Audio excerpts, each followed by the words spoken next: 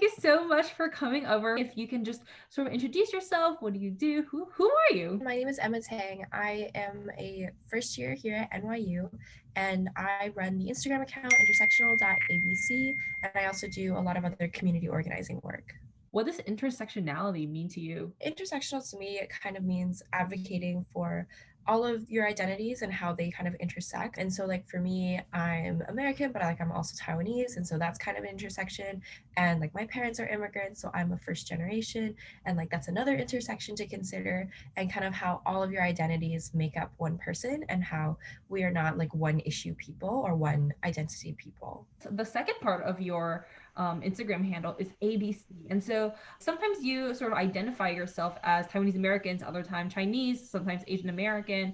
Why ABC, and when do you identify with which term? I started it as like American born Chinese because I am ethnically Chinese, but I have more recently considered myself more Taiwanese American and been more in touch with like Taiwanese American culture and identity, because both of my parents are from Taiwan, so I'm not really from like the mainland, but at the same time I'm also ethnically Chinese. Usually I identify as Asian American kind of just like as a broader term, but it also kind of depends on who I'm talking to. Usually if I'm talking to like non-people of color, I just say like, oh, like I'm Chinese or I'm ethnically Chinese.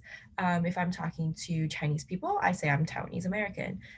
If I'm talking to other like Asian Americans, I usually say I'm Taiwanese American. And I have had the instance where a lot of people think that like Taiwanese is Thailand.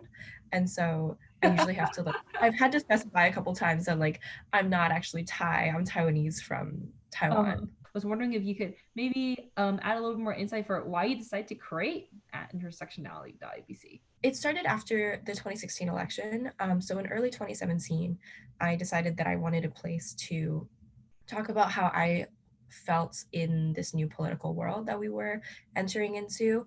And it was more of a way for me to vent and kind of be mad.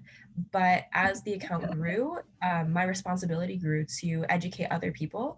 And so now, like, it's not necessarily a way for me to vent anymore, but rather a space for me to kind of just advocate for everyone. What sort of sparked your interest then into diving into politics? For me, it was moving from a more like liberal and diverse community into a community where I was one of the only Asian Americans at my school.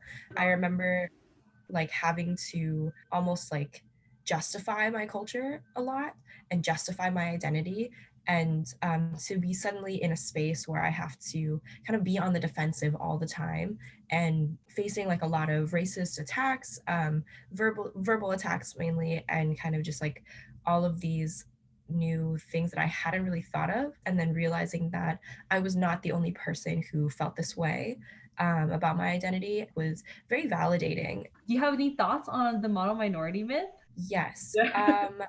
So the model minority myth, it's rooted deeply in anti-Blackness and created by white supremacy. And it puts like Asian Americans as this ideal minority and something that all of the other minorities should look up to. And I think it makes it really difficult because I've met a lot of other non-Asian people of color who don't consider Asian Americans people of color because they don't understand that we also struggle with things. And white people, they don't think we're white people. Like they will never accept us as one of them. In fact, during segregation, they took us to court and proved that we are not white people.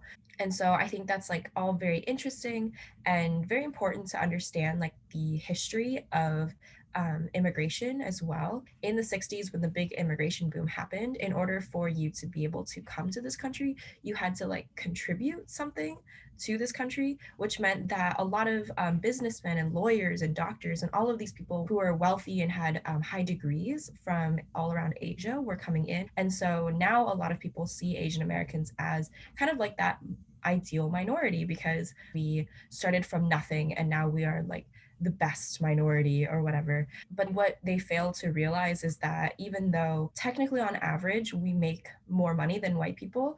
In our communities, we have the biggest wage gap. So that means we're not getting the monetary support that we need for our lower income communities, because so many people have this idea that we have lifted ourselves by our bootstraps. What is something the world needs to pay attention to right now? From a Taiwanese American standpoint, I think the world needs to pay attention to how China is handling Taiwan and how America is handling Taiwan. Trump right now is very anti-China, and I know some of my relatives back in Taiwan, they actually support Trump because they think that because he's so anti-China, he will somehow support Taiwan. And now that America is coming into this very big shift in power between the Republican Party and now to the Democratic Party, and the Democratic Party is more supportive of the relationship between US and China, I think that's something that everyone needs to really pay attention to, because what does that mean for Taiwan? What does that mean for the Uyghurs in Xinjiang? What does that mean for Tibet and Hong Kong? Like all of these different groups and people. And so that is definitely something that I'm a little bit worried about, but also interested in seeing the outcome of that. How do we encourage conversation among Taiwanese Americans who maybe fall into that model minority myth or who don't feel like they need to pay attention? It really starts with like educating yourself about issues that are happening today in front of you. And I think the coronavirus pandemic has really opened a lot of people's eyes to the struggles of Asian Americans and Chinese Americans and Taiwanese Americans. And so I think a lot of like Asian Americans have taken it upon themselves to educate themselves on the implications of white supremacy in America. And it is also our responsibility to advocate for us and for other people who don't look like us. White supremacy is not any one person's fault, but it is up to all of us to dismantle it. What is the next big thing for you? Well, currently I'm partnering with Narrow Pro-Choice America on reproductive justice, and kind of like creating a little bit of content for them, doing the same work that I've been doing, community, like organizing our communities, and just always educating. Thank you so much, Emma, for coming over. I really appreciate everything that you said. We really think you're doing really incredible work in the community, and we're glad you're Taiwanese American. Thank you so much for having me.